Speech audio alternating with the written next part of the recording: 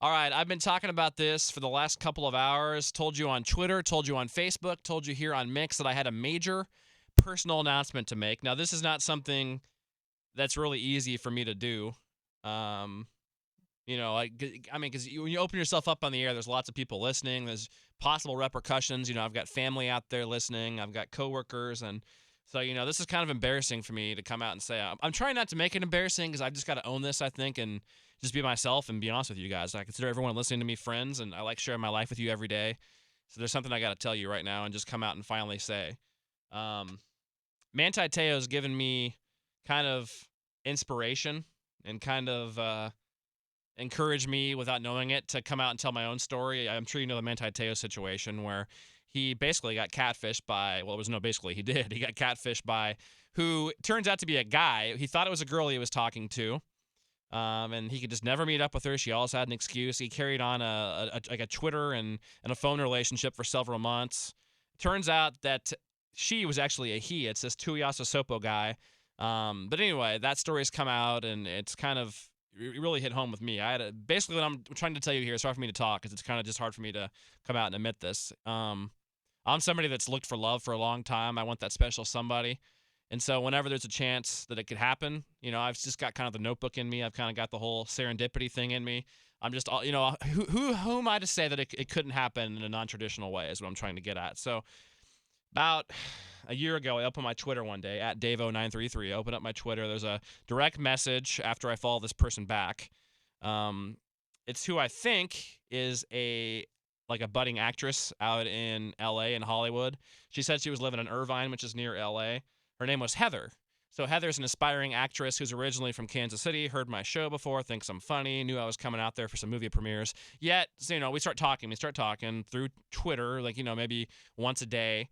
And then I go out there a couple times a year for movie premieres. She's never able to meet me, but we talk on Twitter for 6 months or so. Finally, we start talking on the phone. Things get kind of serious. It's kind of embarrassing for me to talk about this. I never met this girl before. But anyway, I saved some voicemails from her. It turns out that she wasn't who I thought she was at all. But I started getting voicemails. I started saving them because things were getting kind of odd. This is probably a month into our relationship or so. Here's the first voicemail. Hey, Dave O, it's Heather.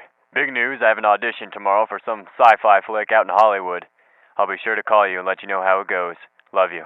So at that point, I'm kind of skeptical. I'm really excited for her because, it's a chance to get in the movies like she'd always wanted to, but I'm kind of skeptical because it was out of nowhere. She goes from being an extra in movies. She'd done some TV work before in the past too.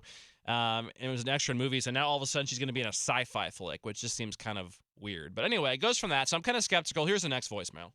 Hey, babe. It's Heather. I didn't get the part. Please call me back. I miss you. Love you. So when I originally heard that, she's a beautiful blonde girl, by the way, 5'6". I wanted to actually kind of hold her, as dumb as that sounds. I told you I like the romance type stuff. But I just, she's a beautiful girl, but something about it just made me not want to call her back. Just because you're pretty doesn't mean that you're normal. So I just got kind of a weird feeling by now. And then there was this, and I never talked to her again after this third voicemail. Dave-O! You stupid son of a bitch! Why haven't you called? I needed you, and you just blew me off. Well, have a nice life. Tell Casey and Tippy I said...